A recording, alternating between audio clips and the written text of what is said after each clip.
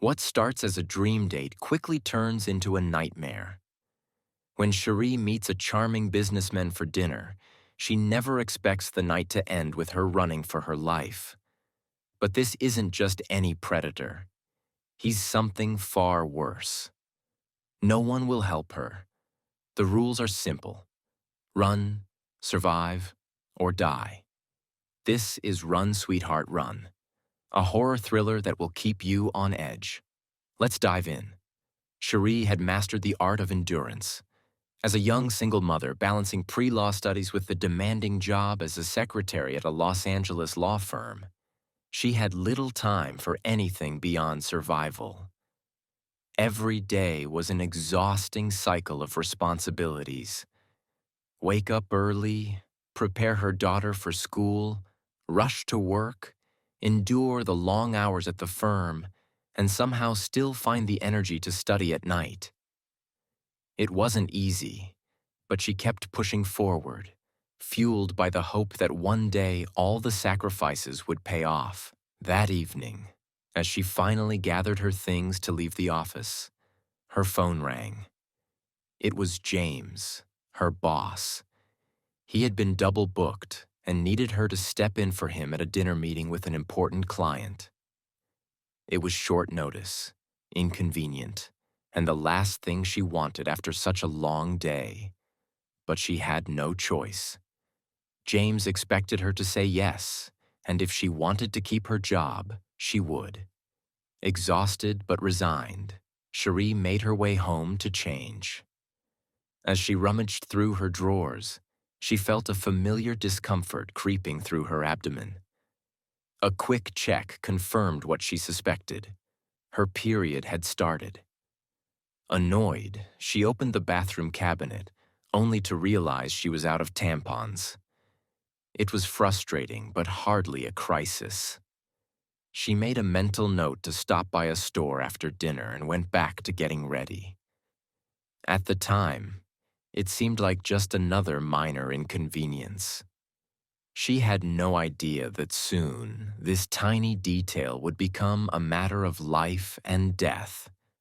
The restaurant was high-end, the kind of place where every detail, from the lighting to the perfectly arranged silverware, was designed to exude power and exclusivity.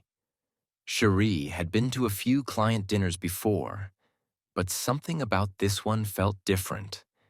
Then she met Ethan. He was the kind of man people noticed the moment he entered a room. Tall, effortlessly poised, with a presence that demanded attention. Everything about him projected wealth, confidence, and control. His words were smooth, his compliments perfectly timed, his gaze intense in a way that felt deliberate. There was something almost calculated about the way he spoke, as if every sentence was designed to put her at ease while subtly drawing her in. For the first time that day, Shohreh allowed herself to relax.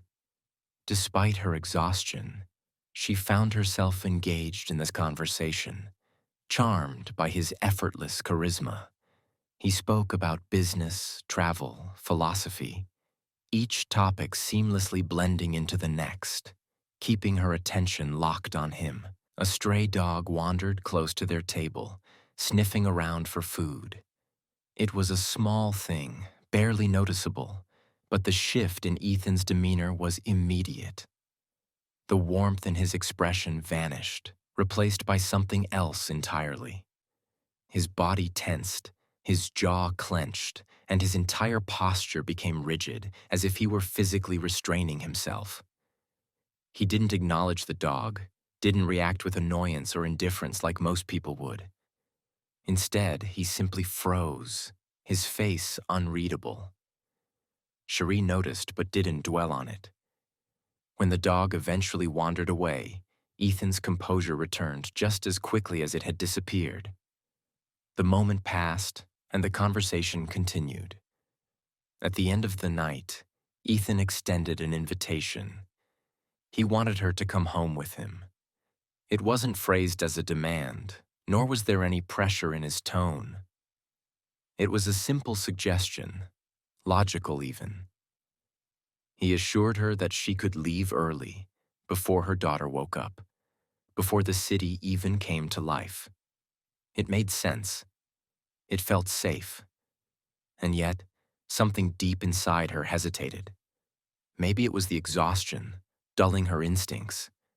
Maybe it was the way the evening had unfolded so smoothly, the way he had made her feel like the most interesting person in the room. Whatever the reason, she agreed. As they left the restaurant, Ethan pulled out his phone and set an alarm. Shohreh glanced at the screen out of habit, expecting to see him schedule a new reminder for her early departure.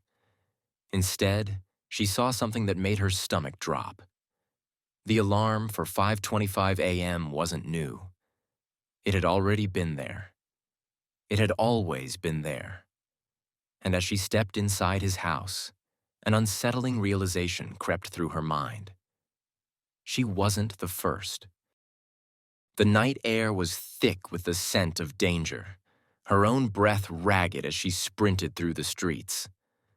Footsteps pounded behind her, steady, relentless. She didn't look back. She couldn't. Each second counted, each step a desperate attempt to outrun the monster closing in. A streetlight flickered ahead, illuminating two women standing outside a movie theater. Hope surged through her. She stumbled toward them, hands outstretched, words tumbling from her lips in panicked desperation. A police car pulled up, sirens wailing. Relief flooded her, until rough hands grabbed her arms, cold metal cuffs snapping around her wrists. Accusations of public intoxication drowned out her protests. The officers didn't listen. They didn't care. She was dragged away, the world spinning, her voice hoarse from screaming. The jail cell was damp, the air thick with sweat and stale despair. Across from her, another woman sat, eyes hollow, her body curled into itself like a wounded animal. The warning came in a whisper, a shiver of breath against the cold concrete walls. It sent a chill through her bones. A name, the First Lady, slipping from the woman's lips before she shrank back into silence. The weight of it pressed against her skull, a mystery she couldn't afford to ignore. Then the door creaked open, and dread curled in her stomach. He stepped inside, unscathed, untouched by the law. His presence swallowed the space, suffocating in its control. The guard didn't stop him. No one did. He moved with ease, deliberate, as if the world bent to his will. The promise he made was quiet, calculated. A game, a hunt. By morning, she was free. The officers offered no explanation, their gazes empty, their hands quick to wash themselves of her presence.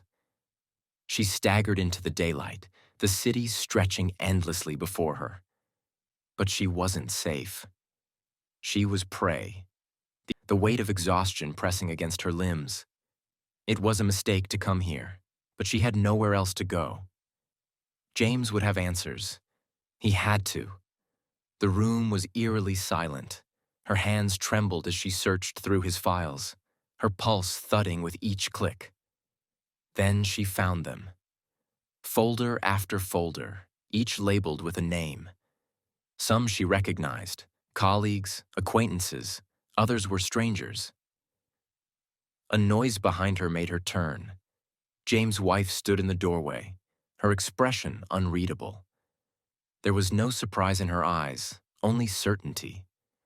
The warning came in a hushed breath, almost reverent. Urgent. She had to clean herself. She had to run. The gas station lights buzzed overhead, casting a sterile glow on the empty lot. She moved quickly, the weight of Judy's words pressing against her ribs. The shelves blurred as she reached for what she needed, her fingers closing around the package just as the reflection in the freezer glass shifted. Too late. The attack came swift, brutal. The world tilted as she was slammed against the counter. The wind knocked from her lungs. She clawed at them, her vision swimming. Then instinct took over. She ran. Tires screeched as she flung herself into the street. A familiar car swerved, brakes shrieking. The door flew open and she dove inside. Trey's face swam into focus, his confusion quickly replaced with urgency. The car lurched forward, the city blurring past. The temporary safety of his home was a fragile illusion. The walls felt too thin, the air too still. Dawn, his new girlfriend, her former best friend, hovered nearby, offering quiet comfort that did little to ease the dread pooling in her gut. For a moment, just a moment, she let herself believe she was safe. Then the world shattered. The front door burst open with terrifying force. Shadows moved with unnatural speed. Screams split the air. The living room became a war zone, bodies colliding, weapons drawn in futile defiance. They never stood a chance. Trey was the first to fall, his head severed from his body in a single horrifying moment. She barely made it out.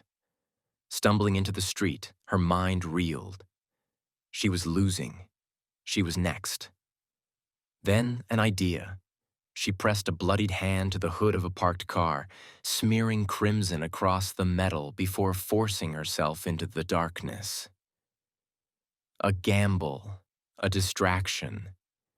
The hunt wasn't over, but now she was learning how to play.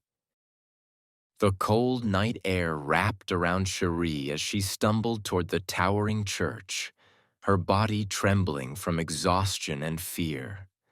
Candlelight flickered against the stained glass, casting fractured images of saints onto the stone floor. She rushed forward, her voice raw as she begged the priest for help. The man in robes watched her with an unnerving stillness, his lips curling into something that wasn't quite a smile. Then she saw it. The real priest lay crumpled near the altar, his body motionless, his breathing shallow. Ice ran through her veins as she turned back to the figure before her. The realization crashed down on her. This was no ordinary predator. He had been preying on women for centuries, bending the will of men to serve his twisted desires. He was something ancient, something fallen. She barely managed to flee, the sound of his laughter echoing through the empty church as she disappeared into the night. The answer lay within the cryptic words whispered in that jail cell. The First Lady.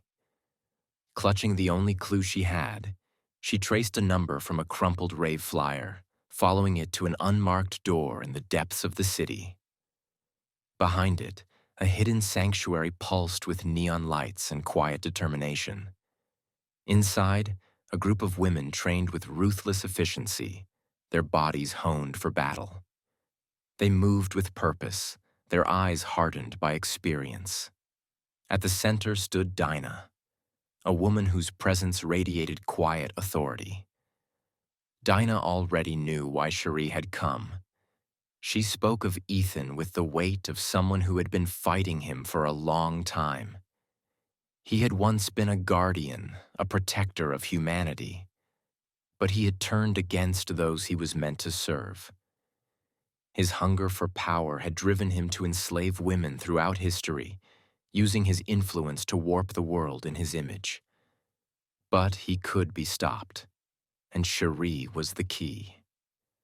She had been marked, chosen as his next victim. That made her the perfect bait. The Santa Monica Pier loomed before her, its wooden planks slick with ocean mist.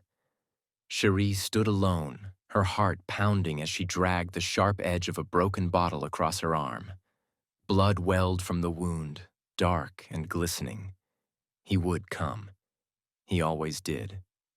The wind shifted, and then he was there, silent, smiling, moving with the slow, deliberate confidence of a creature who believed himself untouchable. Then his phone rang. 5:25 a.m. The momentary flicker of realization crossed his face. He had miscalculated. The sky was already beginning to lighten. The edges of the horizon kissed with the first glow of dawn. But Shohreh was ready.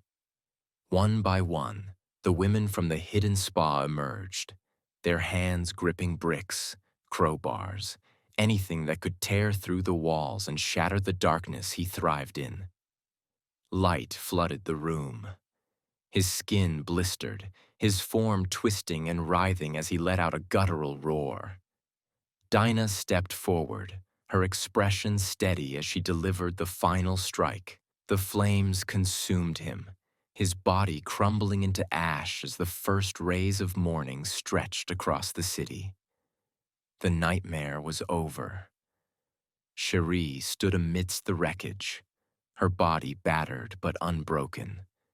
The ocean breeze carried away the last remnants of smoke as she turned her back on the past. It was time to go home. Don't forget to like this video and subscribe to our channel. Thanks for watching.